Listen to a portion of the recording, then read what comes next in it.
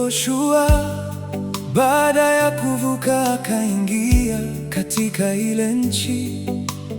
Mungu alimtolea ahadi ya kwamba, hebu wazieni tu kupigana kwenye vita hivyo vyote bila ya kumpoteza mtu, bila takupata mkwaruzo,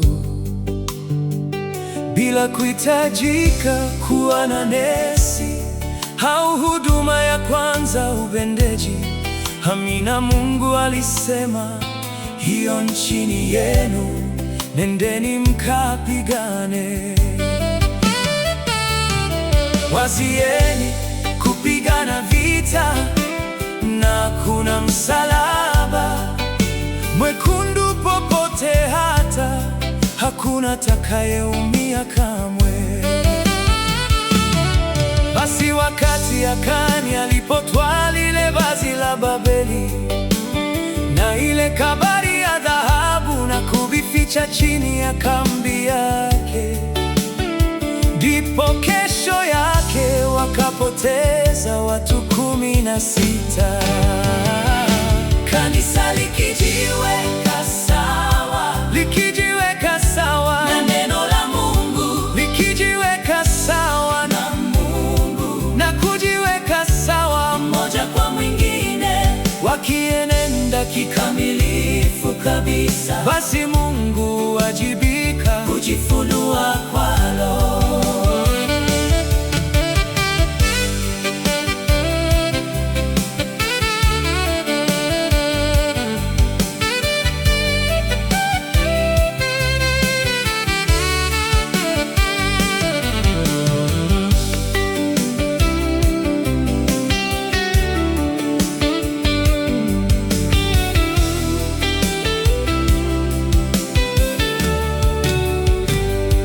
Yoshua akapaza sauti kasema, kuna kasoro.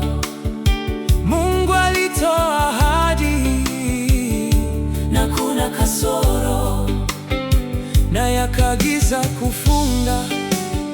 Ndipo wakagundua, wakapiga kura, naye Akani akakiri jambo hilo.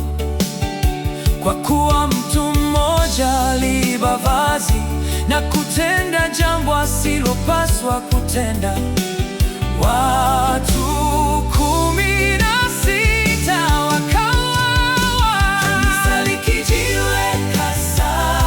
likijiweka sawa na neno la Mungu, likijiweka sawa na Mungu na kujiweka sawa mmoja kwa mwingine, wakienenda kikamilifu kabisa, basi Mungu wajibika kujifunua kwalo.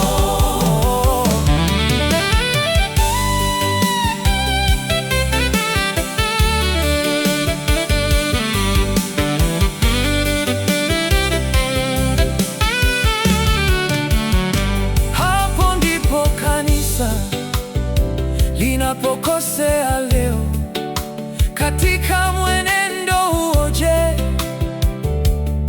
wajua ya kwamba hata tabia yako mwenyewe inaweza kumtupa mtu mwingine nje ya kuponiwa? Tabia zenu mbaya za dhambi zenu ninyi waaminio zisizotubiwa